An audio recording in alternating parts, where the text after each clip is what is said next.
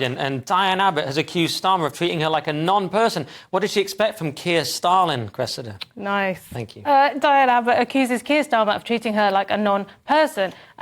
So this refers to the period of time where she was on suspension. She wasn't in the party. She'd been suspended for writing her letter where she said that people, I think of Irish and traveller descent, hadn't experienced racism, they'd experienced prejudice, and this all backfired, and she was temporarily in a lot of trouble for that. And then Frank Hester, the Conservative donor, came along and said some really awful things about her. He said that when he looked at her, you just want to hate all black women and that she should be shot. Terrible things to say. And she's now complained to Newsnight that Kier Starmer didn't sort of support her enough. And maybe that's true, I don't know, but there's a bit of me that's like, they were on a break. Because, like, you know, it's not that she doesn't have support around her. She talks about her friends and everything. What do you think? Should she have... My take is mixed. It's one, she has said the letter was ill-advised. I think they are sidelining her because that's not the direction the party wants to go. However, this guy's saying she should be shot. This is a colloquialism. We're all familiar with it. It's not literal. For Diane Abbott to then say, if someone was threatening to have you shot, you'd have felt your party would have offered you more support. He was in no way threatening to have her shot. That said, they could have said, are you OK or something, but he was not threatening to have a shot. That's silliness. No. But I do think they are sidelining her. No, it's ridiculous. The truth is that she was Kier Starmer's opponent, Jeremy Corbyn's right-hand person, and of course you're going to get rid of her, whatever she said. So of course they don't like her. She didn't show up for that. She had there was a vote and she didn't even show up. Remember the vote that they needed her to show up and she didn't show up in Parliament or something. She's decisive analysis. The people out there know what I'm talking about. They didn't like her. They did not like her, and they don't like Kier. And this is a new Labour, and they don't want her around. And this is the political system you have. If you're going to vote for Labour, you're going to get Labour. Story about A Midsummer Night's Dream, which reminds me of the famous quote, if we shadows have offended, cancel the play immediately. Nice. Shakespeare play is axed after director refused to remove pro-transgender and pro-Palestine references in new take on A Midsummer Night's Dream. I went to see A Midsummer Night's Dream at Kew Gardens this summer, and it was brilliant, and they didn't touch it. They just left it as it is. And really, when you look at the plot of A Midsummer Night's Dream, it's essentially about sexual assault by today's standards. There's a lot of... You mean bottom and all that? Yeah, giving people potions so they'll do things they wouldn't have done otherwise. And I thought I was enamoured of an ass. Yeah, exactly. And but they didn't alter the script, and it was brilliant, and I thought it was really, really good. On the other hand, this director, Steph O'Driscoll, known for her work in London's Royal Court Theatre, had a bit of an issue because she's put some very political stuff into her version. And of course, I would argue for her in that she can do whatever she likes. I'm all for creative freedom. But there comes a point where you're like, well, is it still Shakespeare then? Yeah. His version definitely wasn't pro-Palestine. Yeah, I don't remember the pro-Palestine, pro-trans bit. You could say, yes, there's cross-dressing in Shakespeare, but there isn't any of this sort of from the river to the sea. You know, I didn't know. Ill met by moonlight, proud Titania. From the river to the sea. That didn't happen, Liz. Well, you know what? You don't know. They don't say exactly where the phrase "Free Palestine" or where trans rights was in the thing, so you don't know when it was. But I think they added songs. I think there's not even songs in a Midsummer Night's Dream. Why are there songs in there? Does Bottom do a song? I could be wrong about that. But you know what? People are allowed to do anything. The great artists steal. You know, they're great artists. But the truth is these two things do not go together: trans right and Free Palestine. I think the Gazan people are not so gung-ho trans rights stuff. How dare you, Liz? So, Queers for Palestine is a legitimate movement. So but even if it isn't, she's allowed to make something that's incoherent to you. Sometimes you make things that are incoherent to other people. And you know what? The people out there hear what I say. Because so the management, the one thing I sympathise with is that they tried to shut it down after the preview. They said, you've had all these months, and then they saw one preview and they sort of, whoever was running it went, well, change all that. And they were like, well, no, it's too late. You could have changed it at any point. But then the director walked out and the whole thing just fell apart, right? Well, you don't know what the real thing is. It might be that this is how they get attention for the play. Now we're paying attention to this, and we're all going to go to this theatre in Manchester. We're totally going to watch it all together. So cynical. Press. And that horrible predicament where you're forced to accept hospitality tickets to your favourite football team, Cressida. We've all been there. Lee Anderson tears apart Kier Starmer's reason for having to accept football tickets.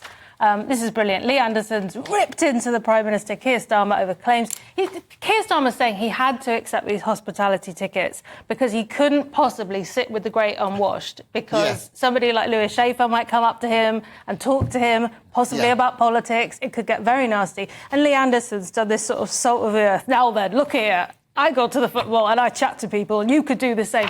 And, I don't know. Do you think it's really true that he can't go and stand with Good people question. at the football? Some people did shout a naughty word at him recently as he passed by. I watched he that, might be worried about that. Then again, old Rashid Sunak was out there in the crowd. He was pictured at, I don't know what game it was, but he was out there in the crowd, unmolested, so to speak. Lee Anderson, he, as you said, I stand at Forest in the 700 quid bet, and he's standing, not sitting. And so why can't Starmer do it, Lewis? Is it like Cressida says, he's worried about someone telling him what he's like? I think like all Labour people, why do they wind up with so much money? Why is Pelosi, what does she have money? It's all the free glasses and clothes. It is. It's all that stuff. And I think at the end of the day, Labour hates the people that they're supposedly serving. So if someone comes to them and says, we'll give you something, it's like it means more. When you do it to a Conservative, he says, I got my own money. But they... And are they, for balance, are they even supposed to be serving those people anymore, even ostensibly? Because it's proven with graphs and so I've seen graphs that the people on 70 plus thousand a year vote Labour, and the more you go down, the less likely they are to vote Labour, the more likely they are to vote Reform. So what I'm saying is, do Labour even have any thin pretense of being the working party anymore? They don't. That's a very good point. The truth is, so maybe he's doing this maybe he's winning votes by taking the money. But I will be really fair. Do you know what, Lewis? I feel bad. I've got to be really fair to Starmer and give actual balance, because he's claiming he's a massive Arsenal fan. He can't go into stands for security reasons. All these people want to, looks like Trump. He's a big target, and therefore he can't turn. He'd have to turn down the hospitality and say, OK, I don't even want the executive box, because that's wrong morally, and I can't be in the stands either. Why can't he buy the box? Is that not? I don't know football. Isn't that an option? Why can't he buy a ticket and then speak to the people and say, hey, can you move me up a little bit? And they'll put him someplace nicer with protection. So he could have done that. No, when I go to see Crystal Palace, my team, I pay for my ticket.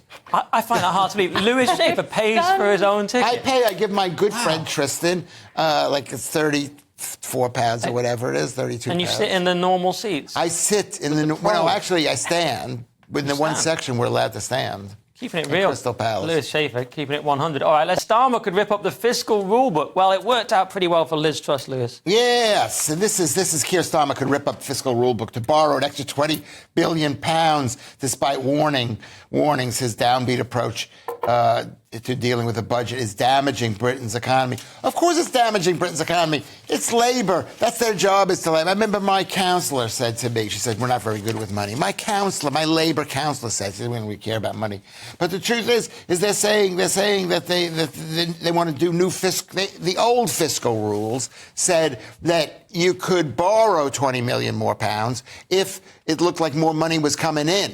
But this, he says, we're going to borrow it anyway because it's an investment. This guy, Kier Starmer, is big on investment. I don't know how he describes investment. He builds a road.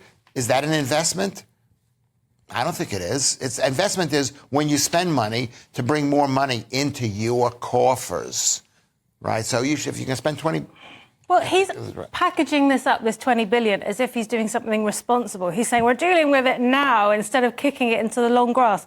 What are you talking about? You're kicking it into the longer grass. You're just racking borrowing, it up. What are you talking about? I mean, that's pretty basic economics, isn't it? It's still borrowing money, and borrowing money you've got to pay back. Exactly, Lewis. Right. And so this is Kier Starmer. This is, I mean, you know me. Have I been negative about Kier? Yes, I have been. He's horrible. Isn't he horrible? I mean, to be honest, I do agree with you, Lewis. Or is that too scientific? It's fair. I mean, but for balance, he's not horrible. I don't know.